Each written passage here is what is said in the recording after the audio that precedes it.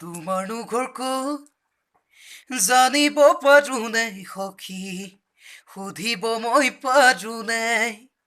নামটোনো কি মিছাকৈ নকবা সখী সুধিছো মৰমেৰে মা দেউতা আছেনে ককাই ভাই আছেনে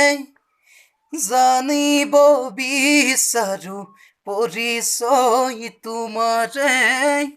ঘৰত বাৰু তোমাক মাতে কি নামেৰে পঢ়ি আছা কলেজত নে স্কুলত সখী জানিবলৈ দিবানে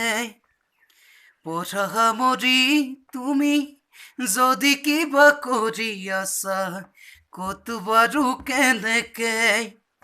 তুমি বাৰু বয়সত মোতকৈ সৰুনে জন্মদিন তোমাৰ বাৰু